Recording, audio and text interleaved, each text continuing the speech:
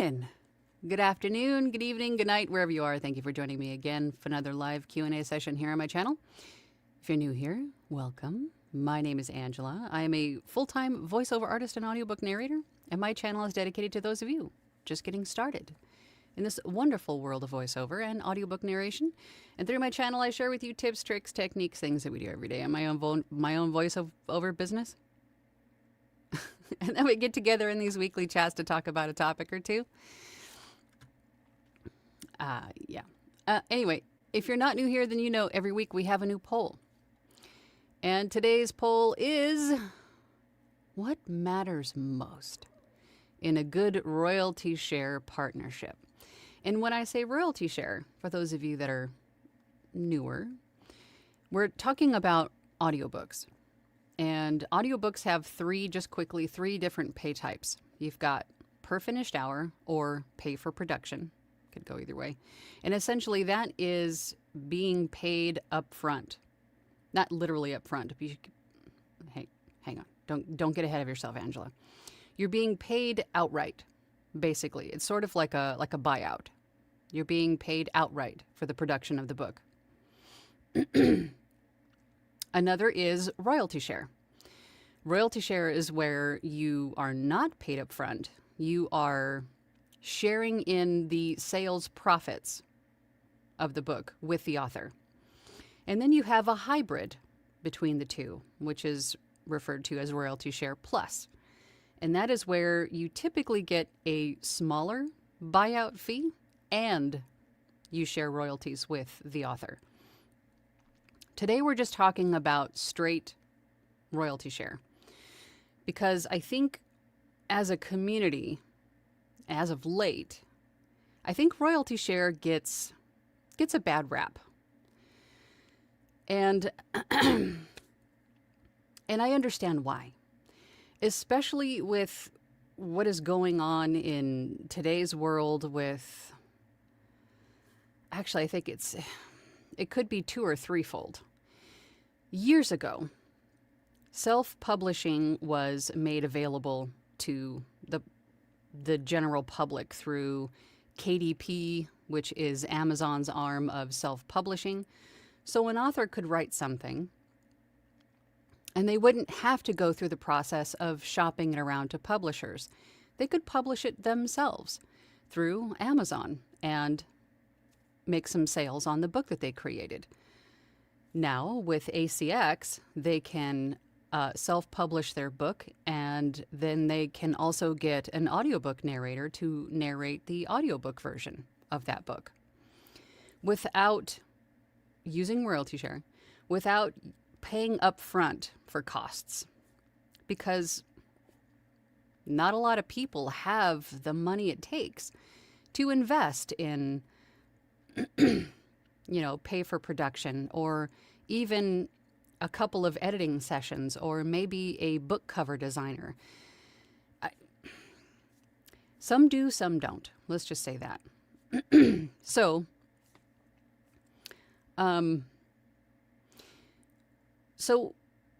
back in those days, a few years ago, as an audiobook narrator, you could go onto platforms like ACX and find royalty share books where the author was, of course, completely invested, because this was, as I always say, this was their baby, right? This is something they potentially spent a lot of time on to create, all by themselves.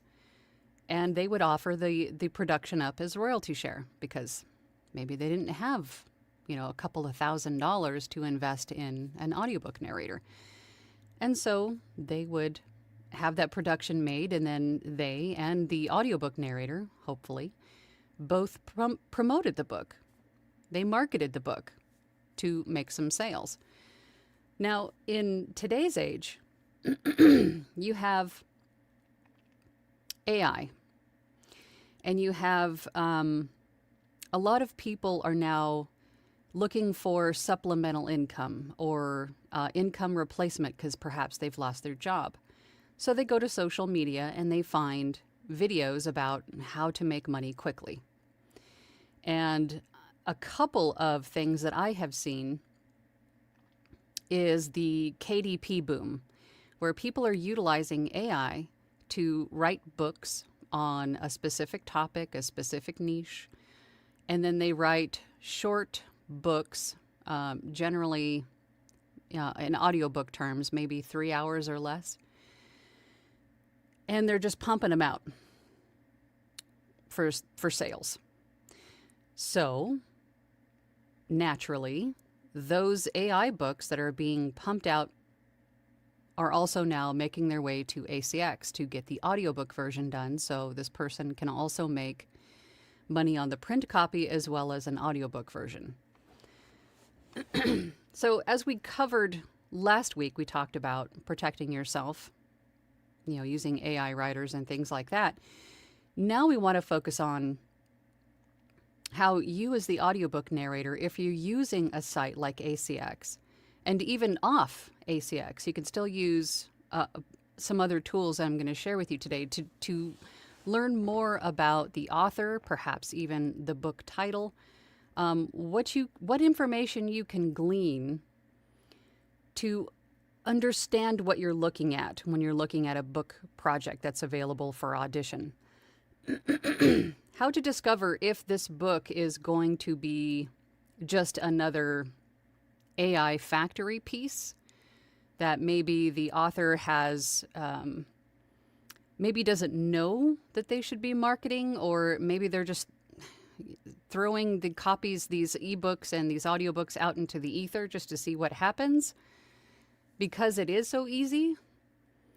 Or if it's actually someone who, like years ago, really took the time to invest in writing the book, and it really is something that is important to them and they want to market it.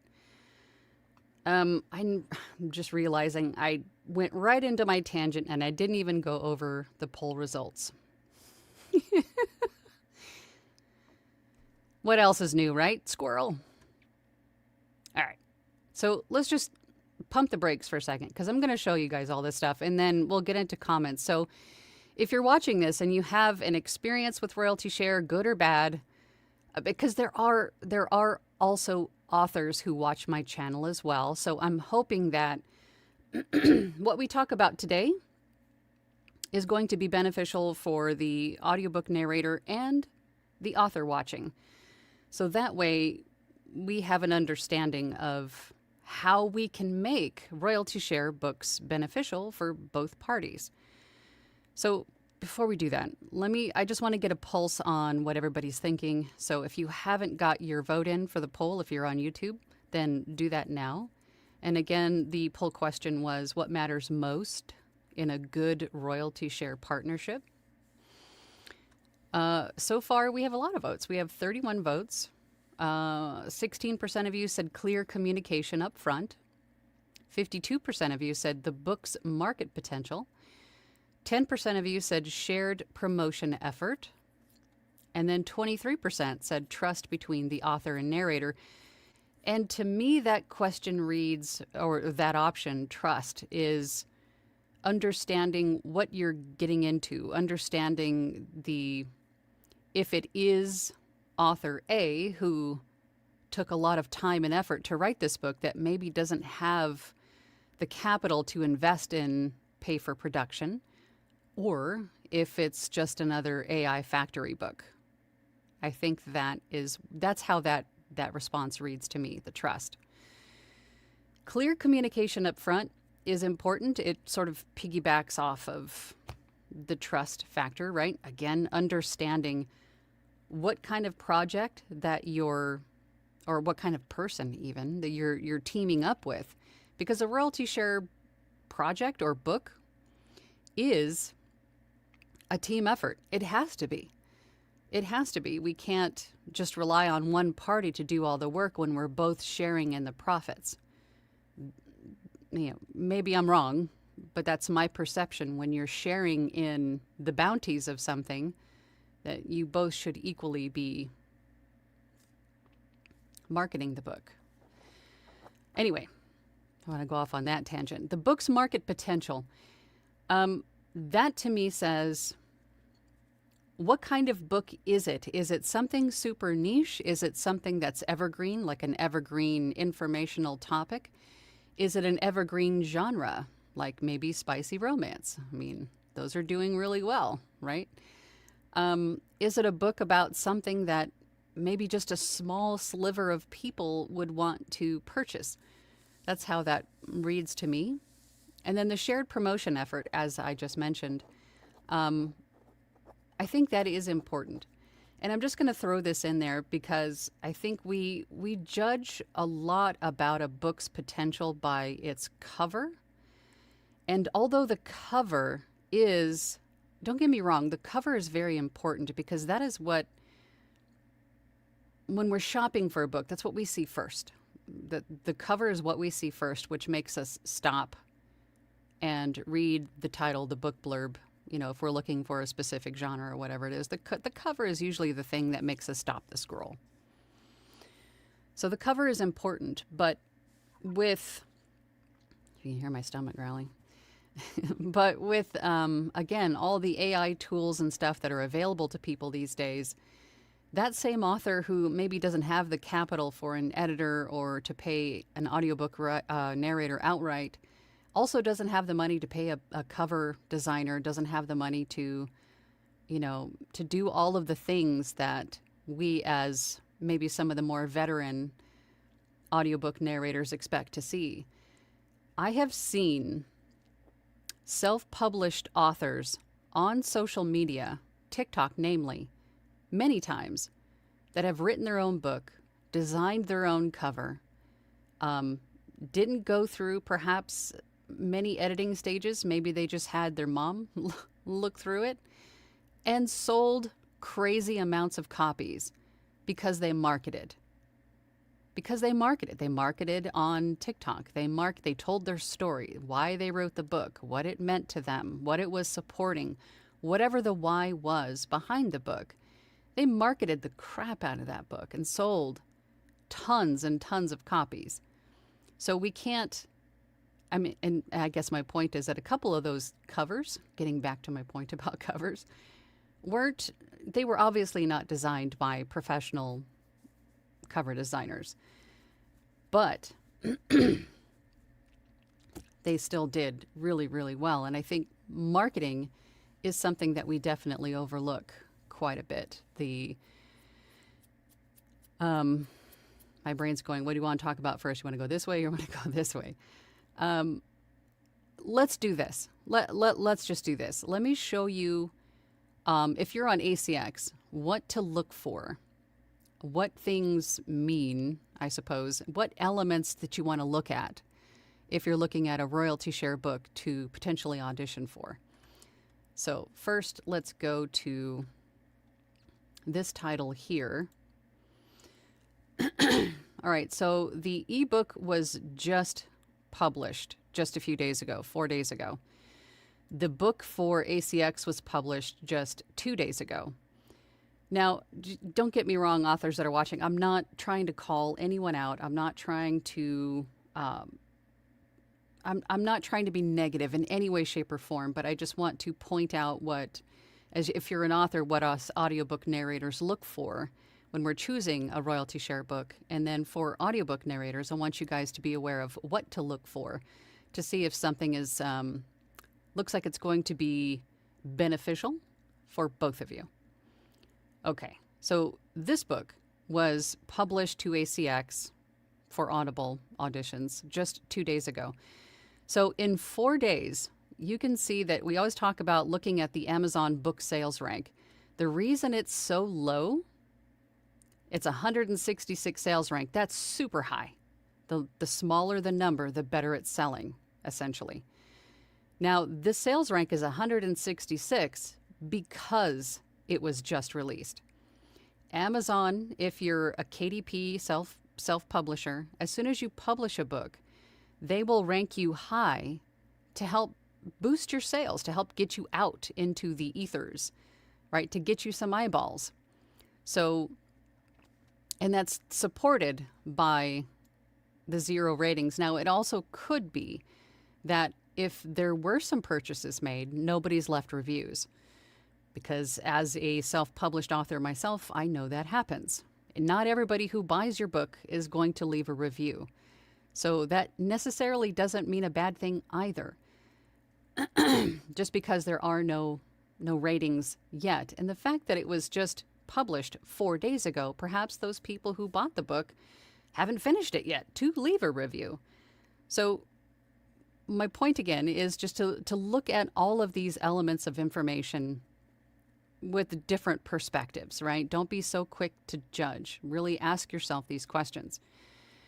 However, there is no notes from the author here. I can go and visit this title on Amazon if I wanted to.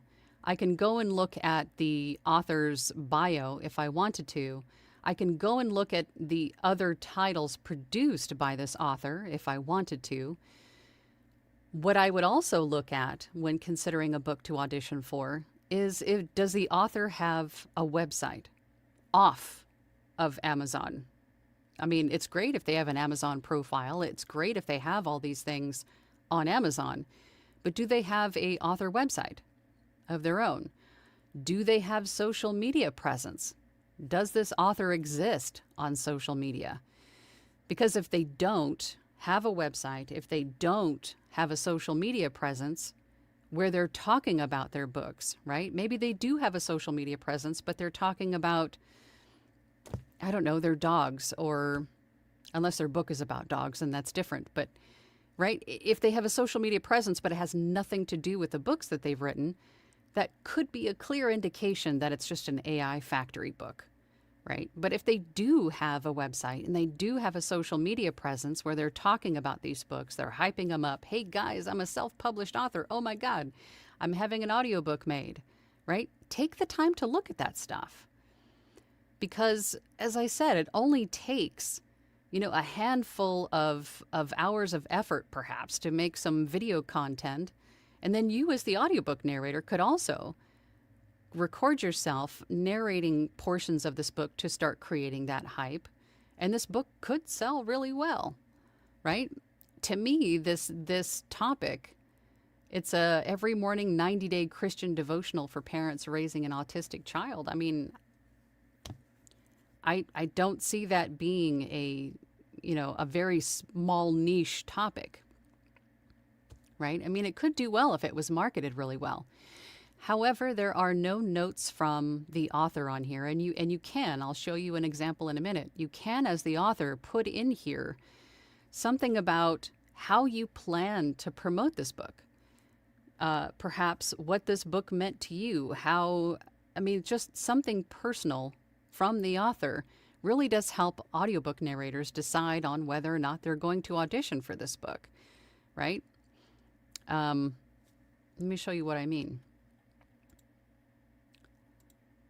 So if we go to this title, now this ebook was published about a year ago, almost a year ago. It was posted to ACX about, a couple weeks ago, roughly. This book so far in the last year, it still has a decent sales rank.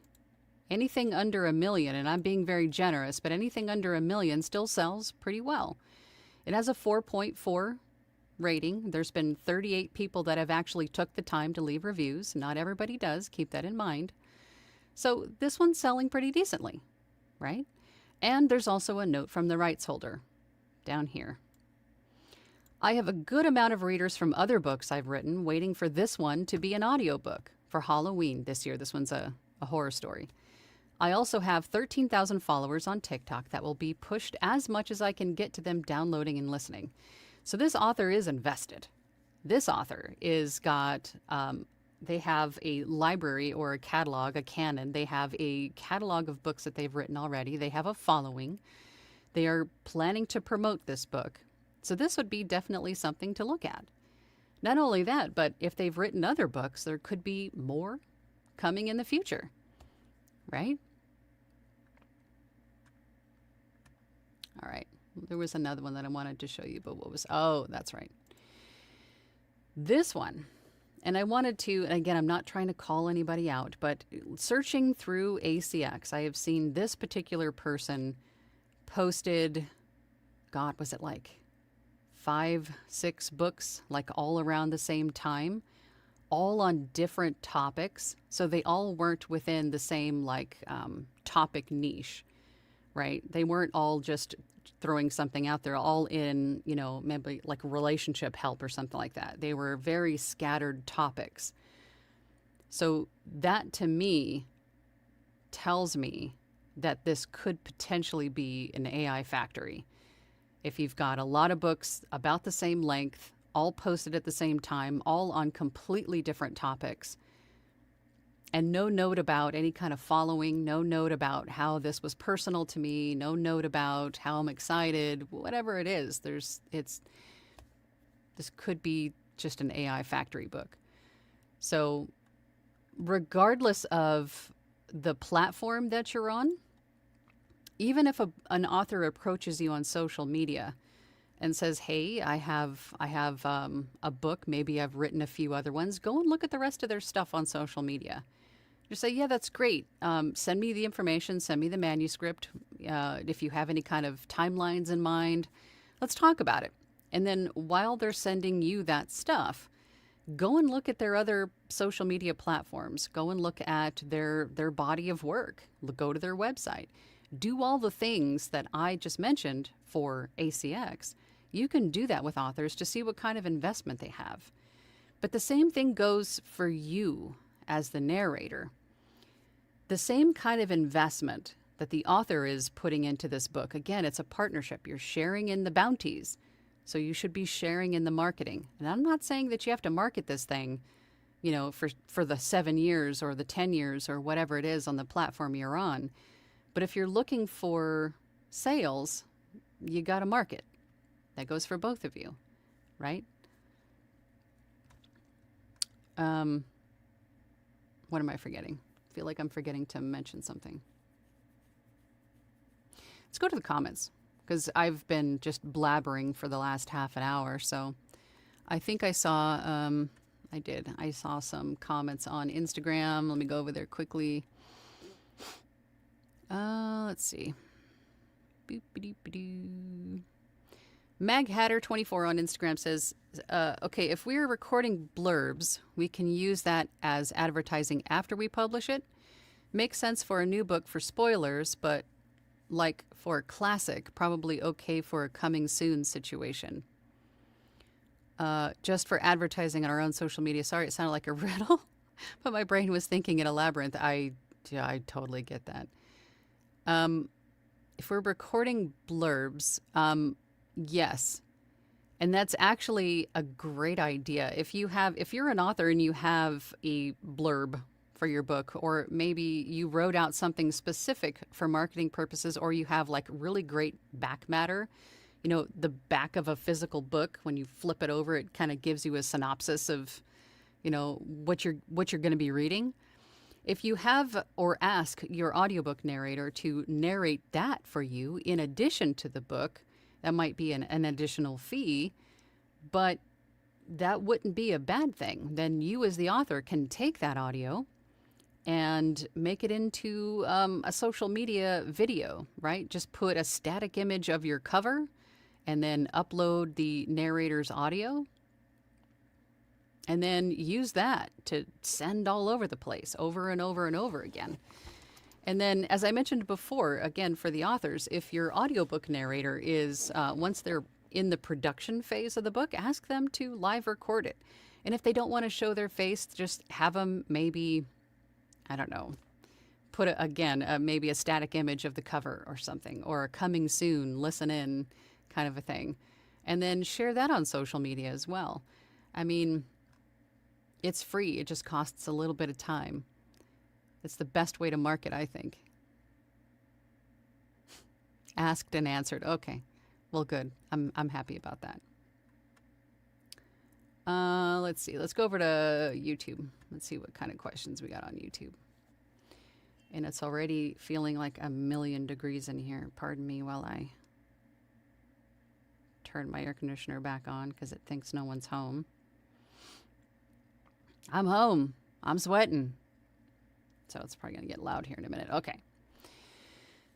Paul Landergan was here early. Hey, Paul. Hey, Angela et al. I love stats. So here are some of mine. Via ACX, I've completed 26 royalty share and royalty share plus books, some 31.83 hours of running time. 15 of these were children's books, hence very short. My ACX royalties to date are somewhere around $100. That equates to $3.14 per finished hour. I'm not a big royalty share fan. I guess this proves above all else that I'm lousy at picking projects. I don't think so at all. I think it could have been maybe a marketing thing. It could have been, I mean, Paul, you've been in this long enough to know what to look for as far as projects. I mean, if, how long ago, how long is this, how long ago, like what kind of a time span did you do all of these? And then also keep in mind that children's books specifically are usually less than 1,000 words. So the price point for something that small is what? $1.99? So sharing, what is it now? 25% of 99 cents is not going to yield a whole bunch. So keep that in mind too. Again, it's perspective. So if we're talking that you made 26 royalty share books that were 10 hours long each, so the price point for a 10-hour book is what? I don't even know, but it's got to be closer to $15, $20, maybe, right? So that's a much bigger payout. 25% of that is going to be a lot more. And then if you market the crap out of that, then that could be a little bit of a nicer payout. So having a bunch of children's books, I mean, that kind of explains why you're maybe netting so little. I mean, just me spitballing, but that's just what how it reads to me. I don't think it's necessarily a bad project. They're just small.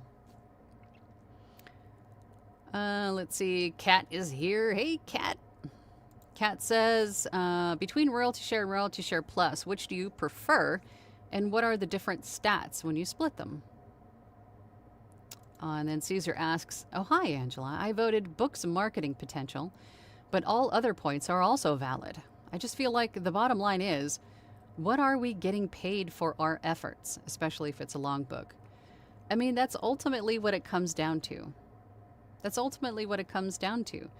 And from the author's perspective, if it's not an AI factory book, if it's something they've invested a lot of blood, sweat, and tears into, and it doesn't sell, they're just as disheartened and probably heartbroken, more than you are as the audiobook narrator if it doesn't sell. But I think more importantly, I think it really comes down to marketing, because even if it is a super niche topic, if you market it to that topic, ad nauseum even, then just a marketing rule of thumb, it takes 5 or 6 touch points for someone to make a move on something. They have to see you and start to build that trust and recognition before they make a move to buy something from you. They have to feel that connection.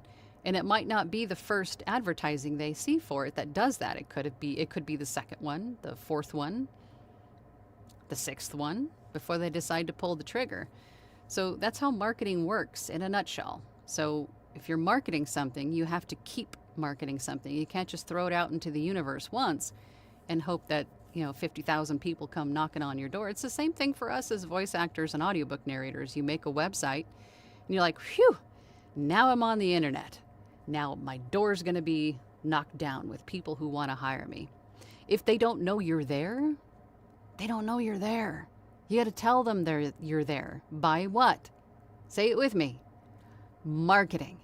It's the same thing for everything. Audiobooks included. Print copies. Whatever it is. Whatever you're selling. Right? It could be this pen. You have to make people aware of it. How it's going to help. Why you're selling it. You got to do it more than once. Paul says to Kat, I've only done 2 royalty share plus projects and I've not split them in the stats. I'm pretty anti both. And it sounds like you've had probably a bad experience, but I encourage you to, my point is overall with this discussion is don't discount royalty share books. They can add up if you choose a genre that you enjoy, that you think has market potential, and you are also going to commit to marketing the book with the author. And you also have to come to an understanding with the author, and the author has to understand that marketing the book is important. Instead of just, again, throwing it up on Amazon and thinking that, everybody's going to come and buy it. They have to know it's there to come and get it, right?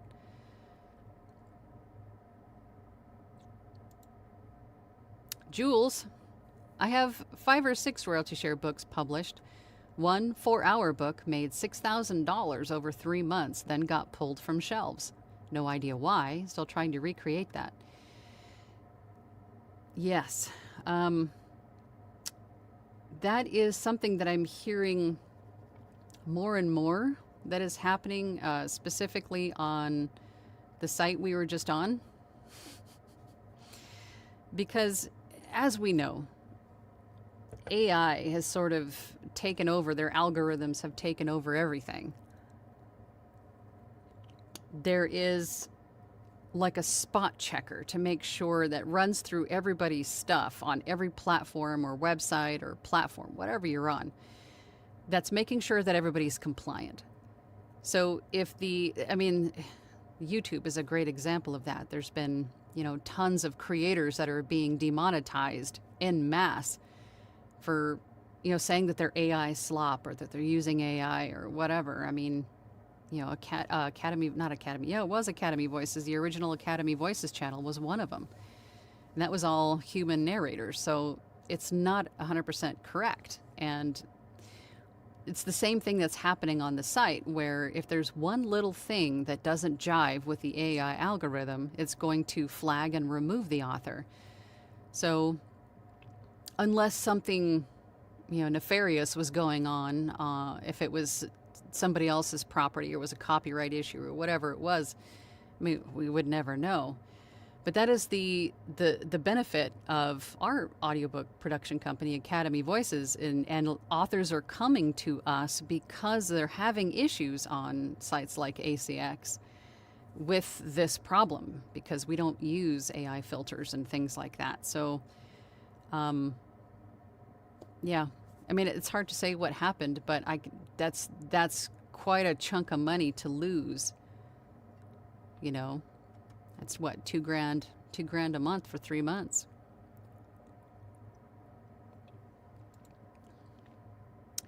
Tacos. I know donuts are customary, but I brought street taco. Jules, I've never met a taco I didn't like. But I'd have to say that street tacos are definitely superior. Superior taco, I believe. Paul says to Jules, $1,500 per finished hour equivalent. Sure beats my figure. Jules says, yeah, it does. I have no idea why it sold so good, mostly in Europe. It was dry history nonfiction. Interesting. Maybe they marketed the crap out of it. Who knows? Review Exchange Group says, these 4 answers are all so close in importance. With respect to royalty share books, there is very little chance, in my honest opinion, for the book to sell without all 4, as Audible will do next to nothing. And that is absolutely true. I think what we forget, that these platforms that we find work on, clients don't belong to us. They belong to the platform. That's just a side note to throw in there. So it's always better to build relationships with people off the platforms, because they are now your client, not the platform's client. Shush fun. And then B, the platform that you're finding work on is not going to promote that work for you. It's up to you and the client all the time, everywhere. Even if you're selling stuff on like Etsy and Shopify, people still have to search specifically for your thing. It's not promoted unless you pay for it. Again, that's you making the decision to promote the item thing, right? Marketing is always going to be important for anything that you're trying to sell. Hello. Hello, Paris Annie. Tiger Lily says, hi, hi, hi. I also said marketing potential. Although there are some books I would do just for the portfolio or because I love them. And that's what it comes down to. I mean, if you really connect with the material and it's a royalty share book, don't poo-poo it. If it meets all the criteria in your mind, just do the book. You never know. It could be the thing because of the passion that the author put into it is going to come through in the words. And then the passion that you put into it as an audiobook narrator, because of how you delivered it, is going to come through. It could be, and then you guys both equally market it. It could sell really, really well because that's going to come through on both your ends.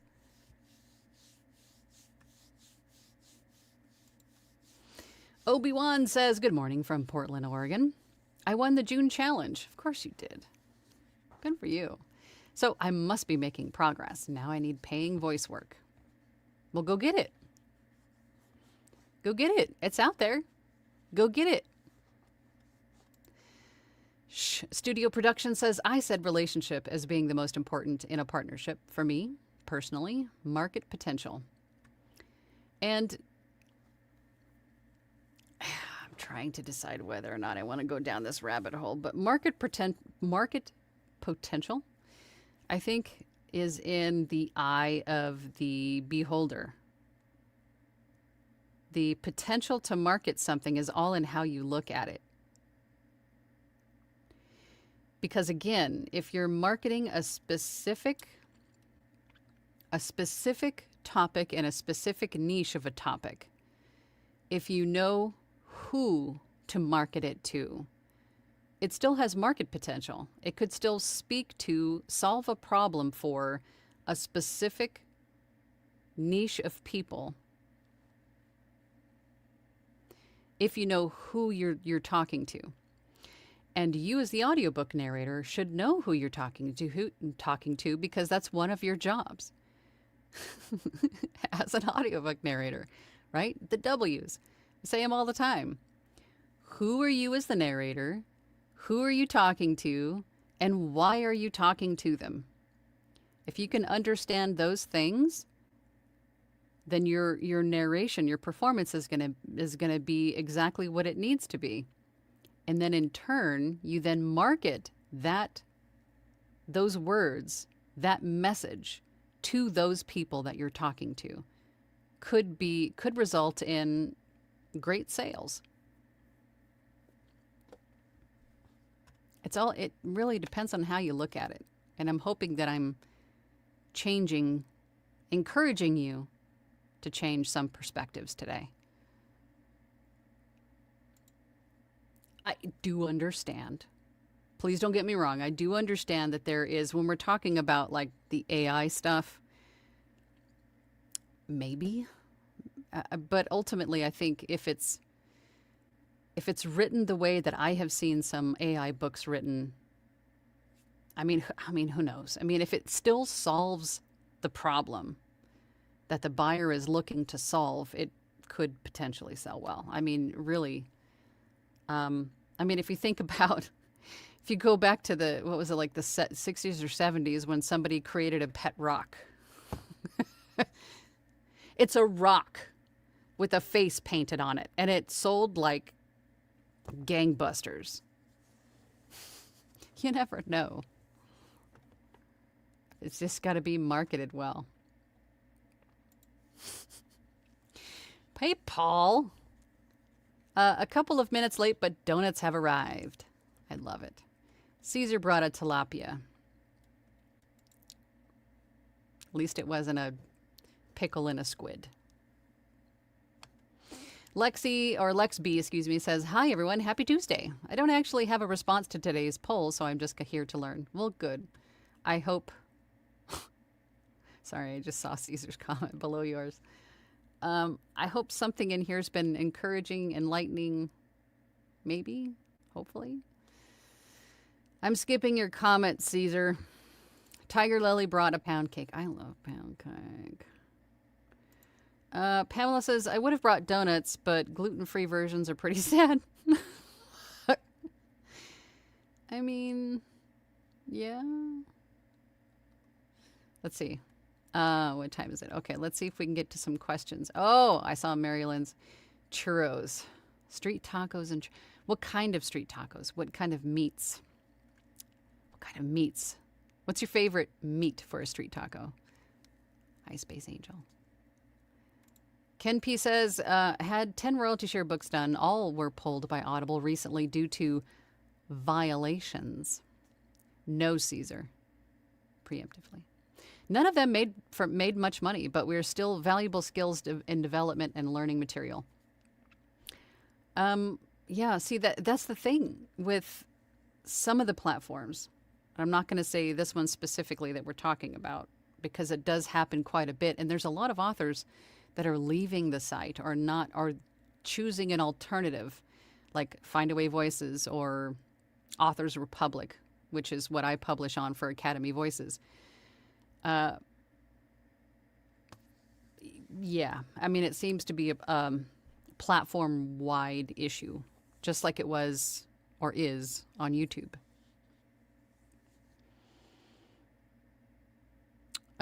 Tiger Lily says, do judge a book by its cover. I mean, I have to, okay. And you guys all know that I'm like super big on supporting the underdogs because they need love and support too. But I think if you do come across an author that perhaps it's not an AI Factory book, they have written the book and they didn't have a bunch of money to create a book cover, and the book cover could need some work, but you love the book. You think the book is going to do really well, but the cover is the one thing that perhaps is the odd thumb. Is that even a thing, an odd thumb? You guys know what I'm talking about. You could even suggest to the author to maybe redo it. Redo the cover. I mean, I wouldn't just scrap an entire book project because the cover maybe feels a little wonky. Maybe you as the professional can say, hey, I have a better idea here, or just I'm going to throw this out there, take it or leave it. But the cover is a little bit wonky, whatever word you want to use. And suggest maybe they have it redone. Maybe you can point them in a direction. Maybe who knows? I mean, I wouldn't just throw it away because of that. I would make the suggestion to maybe update it. Ken says, currently I have Royalty Share and 2 Royalty Share Plus books on Audible. One of the Royalty Share Plus have made me a few dollars anyway. Well, that's good. Tiger Lily says, oh, I have a question. Does Academy Voices offer resources for authors to publish their novels in book form or solely audiobook form? That may be a dumb question, but I've had friends ask. And I'm glad that you asked that because Anthony and I have been talking about the print version for Academy Voices for a while. But I think that is something that is not obviously going to happen right away. As you guys know, we have a whole academy, and then we also have a whole audiobook production company, and there's only a handful of us running it, a handful of us human people running it. So then now to add on a print arm or an ebook arm or whatever is going to be running us a little bit thinner than we already are. So that might be too much to bite off on right now. I think we're going to focus on the academy and the audio and growing the audiobook production company for our narrators right now. But yes, in the future, we're definitely going to have a print version for sure. But we just don't know when. Ryan, you are not allowed to be late. If you are late, you must bring donuts. Those are the rules. Tiger Lily says, I'm thinking just audiobook, but maybe we should branch out. Yeah, we've been talking about it for a while. It might not happen right away because right now we're focused on, of course, the VoiceOver Audiobook Academy and then growing Academy Voices right now for our narrators. Voiced by Rebecca says, hello, fellow Angelistas. I'm late, but I grabbed some cherry. See, Rebecca knows what the deal is. Rebecca knows the 411. People still say that? Probably not. Just aged myself. Cherry fritters. Can never say no to a cherry fritter. All my royalty share projects are because I believe in the author and or the book. Absolutely. Not loving the royalty share book is really hard work. Or just taking it to take it. You know, I mean, ultimately, accepting any job is at your discretion. It's your prerogative to take the job or not. You don't have to take everything that's offered to you. You don't. You can say, I'm flattered that you chose me, but you could just tell that maybe perhaps I'm too busy for this book at the moment, or, you know, whatever it is. But you don't have to take it. But yeah, I've been there. Review Exchange Group says, do you agree that narrating royalty share is the equivalent of a miner prospecting for gold? Very little of it in the pan and a lot of debris to sort through to find it. Still doing royalty share, but more selective now. You know, I think the hardest part is having a platform that you can trust that's only going to show you real human work that the AI farms don't have access to. Like Academy Voices. You knew that was coming, didn't you? Yeah, it's all a human work that we do. There was a point, but yes, because it's so hard to find a royalty share book that you can get behind. Like Rebecca said, believe in the author and the book, the why. If you can find that, it's really hard. It's really super hard these days, especially these days, with all the AI factories pumping out just, you know, whatever. It's tough. It's really tough. So that is why we as narrators need to take those extra steps to look at the sales rank, take all of that information into account. When was it published as a print copy? When was it published to ACX? How long has it been open for auditions? Is the author invested in marketing this book? Do they have social media content about writing books? Do they have an author's website? Do they have an author's profile on Amazon? You know, you could even reach out to them on their website, because most websites have a contact me form or a way to contact the person. It's the whole point of a website, right? It's your virtual online base. So you reach out to the person and say, hey, I saw your listing on ACX, and I just wanted to ask you a few questions. How do you plan to market this book? You know, do you have any others in the pipeline that are coming related to this topic? You can ask those questions. It's okay to. You absolutely 100% can. Do it. Review Exchange Group says, I've done 2 books for Elenia Rivers. Your example, both royalty share. Okay, I mean, if you've had a good experience with this, I mean, I know nothing about these people. And again, these were just examples that I saw going through the listings just to show you what to look for. I'm definitely not calling out anybody or anything, so don't get me wrong there. Professor Tracy says, good morning from Rochester. Is there a template of a VO website out there to use? A template of a VO website. To build your own website? There's a couple of different ways you could go about this. You could create your own website on like WordPress or something like that. Let me just tell you what I did. I went to Wix and I chose a free account to start with. And then there are templates. I mean, like you got colors, you've got fonts, there was lots of them to choose from. And each template, once you chose one, literally broke it down as simple as possible. Insert your picture here. Insert your name here. Write a little bit about yourself here. I mean, super simple. Or you could go to, what is the name of that? Oh my God, there is a company that builds one-page websites for voice actors. What is that called? I can't think of it. But long story short, you could either create your own via templates on a free site, or you can hire someone to make one for you. But essentially, all you need is a singular page. You need a picture of you. You need a little bit about you, right? Who you are, what your why is, how to contact you, and how to listen to you. And really the listen part, you could embed, YouTube demos, and as I always say, as a voice actor audiobook narrator, you should have a YouTube account. It's a free way to store videos.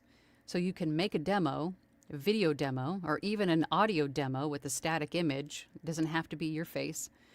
And then upload that to video, and you could upload that to YouTube, and then you can share that video link wherever somebody wants to hear what you sound like, or embed it, link it to your website.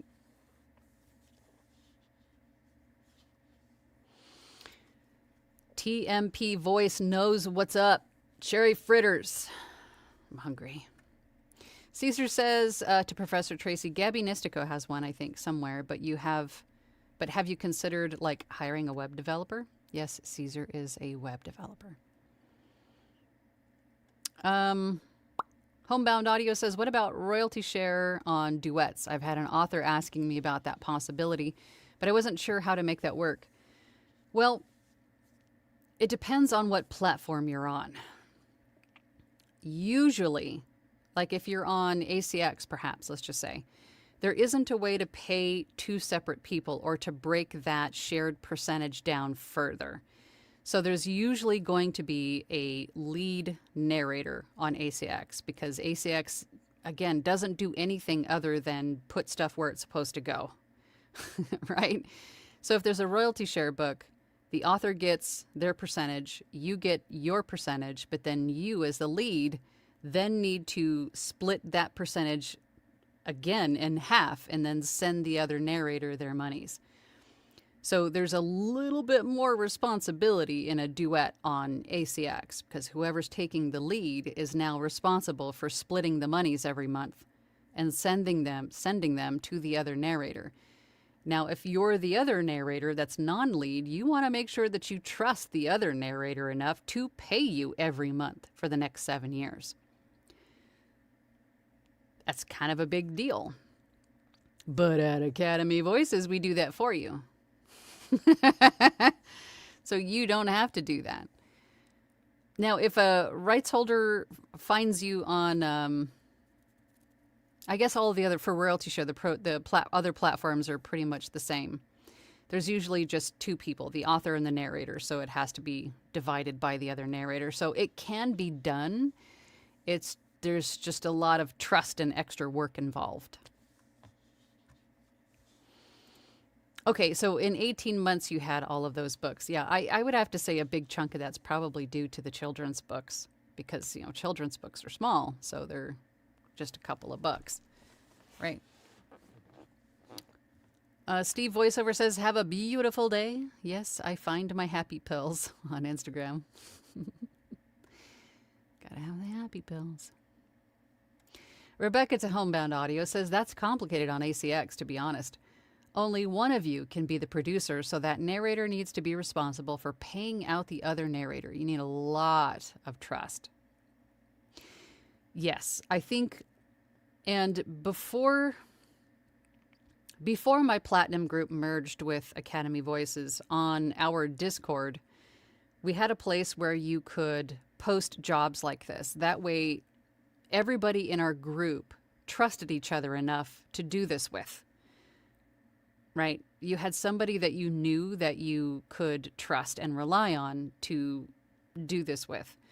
Now, if the author has chosen somebody else to be your partner that you don't know, I mean, you could have the conversation with the author saying, hey, I don't know this person. I don't know if I can trust them to, pay me out every month. I don't know. I'm not comfortable with this. I mean, that is something that you're going to have to decide when you come down to it. But definitely having, again, another great reason for joining communities to network and to meet people that you can trust is important. Adam says, I tend to look at my ACX royalty share work as advertisements and marketing. They're also good practice. My per finished hour projects thus far have come from elsewhere. And I hate to say it, but that's how I looked at royalty share too when I was just getting started. And that it was, even if I didn't make any money on the sales, it was still great practice in executing the whole project from start to finish. I hate to say that, but I did too. George says, hey, Angela, you're great. You're great, George. You're great. I think the covers you do for Academy Voices are terrific. Thank you. Can you speak to further marketing efforts we all can do to help sell our books? I think social media is probably the best thing because that's where everybody is. That's where everybody goes to find new products. I mean, if you go onto TikTok at all, I mean, you're just inundated with people trying to sell you something. But it doesn't, I mean, some of them do. Some of them come across very quickly as a sales, but a lot of them are more storytellish. And then they tell you what the benefit is of this product, how it helped them. And then they say, hey, get yours now before, whatever their call to action is. You can do the same. Hey guys, I'm narrating this fantastic book. It's about this, this, and this, and I'm narrating it live today. Come and join me. I mean, you could do that kind of stuff, and it has a big impact. But again, the rule of thumb for marketing, that it takes more than one post. It takes more than one touch point to sell something. In a lot of cases, it could be 3 to 6 touches or posts or efforts to sell something. So it's definitely something to have a conversation about with the author up front is what's our marketing plan? How are you going to market it on your end? And how would you like me? I mean, whatever kind of information you guys can share. What's our marketing plan? How do we want to do this?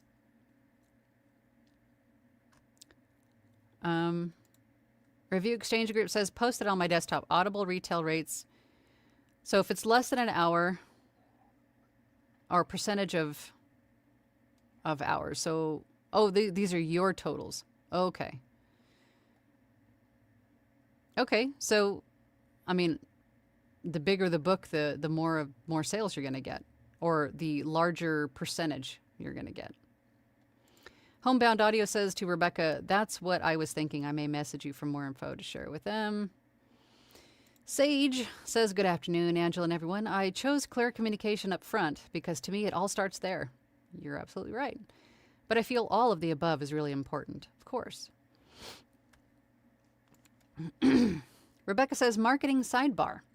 When I post with just the book cover, graphics, music, tagging, etc., I get so many viewer hits or fewer hits than when it's my face on camera. For sure. But it's I'm definitely a live person on screen is going to get probably a lot more traction than just a static book cover, of course. But I'm saying that is still an option to throw that in a couple times as well, right?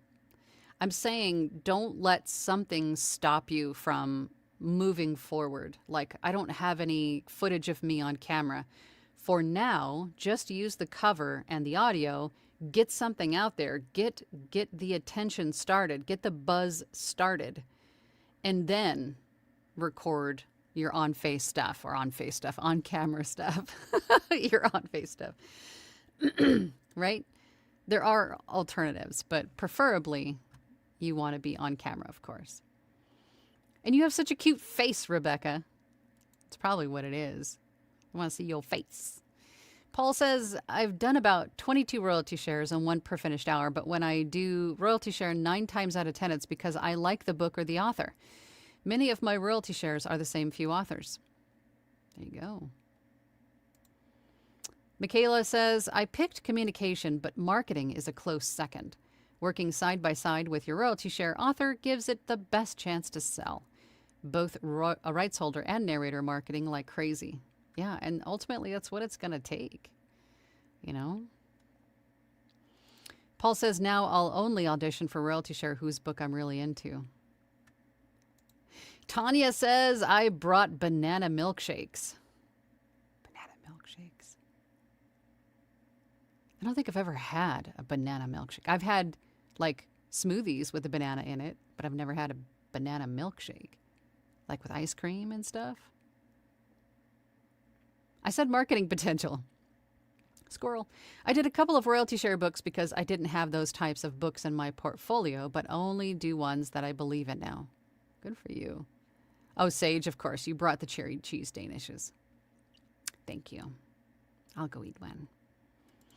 Natalie says, this hits home for me today. I'm trying to get out of a royalty share contract today. I made the mistake of accepting an offer before asking to review the manuscript first. How easy is it to get out of a contract? I've sent the rights holder a message letting them know I don't think I'm a good fit and requesting to be released. If it's on ACX, your conversation on ACX is enough. It's enough. I mean, sooner or later the contract will be dissolved just by the ACX algorithm, but it takes time. If the rights holder isn't responding, if they get to the point where they're going to make their audiobook or their book available for auditions again, they're going to have to release the contract.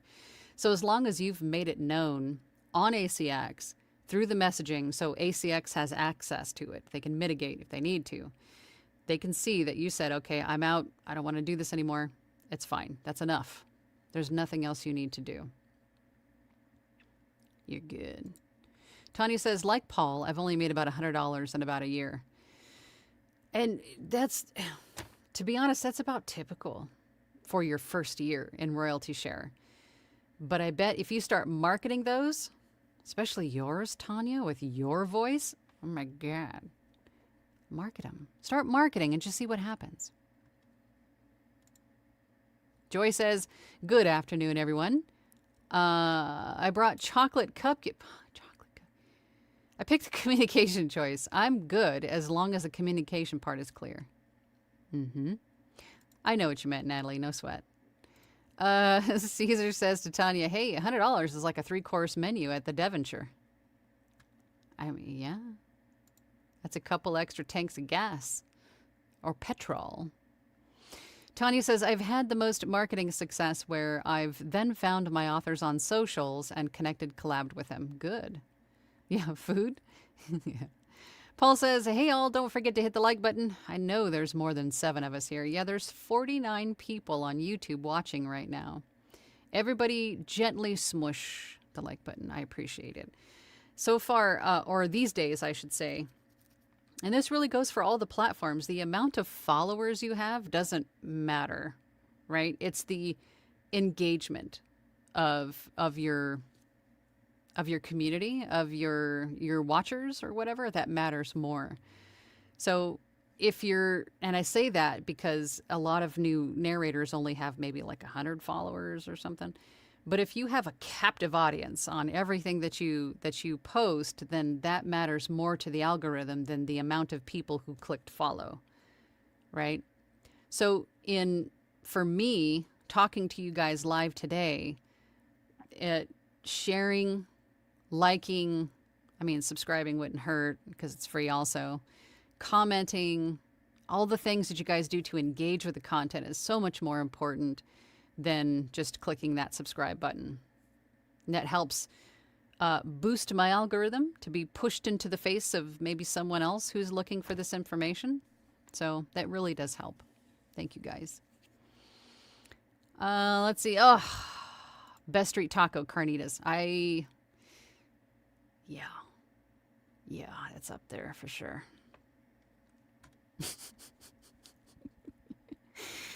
Oh my God, you guys are so funny. Okay, Tiger Lily says, I agree. I wouldn't necessarily throw it away. It's just something I've accepted about social media that people judge visually and quickly for better, and they do.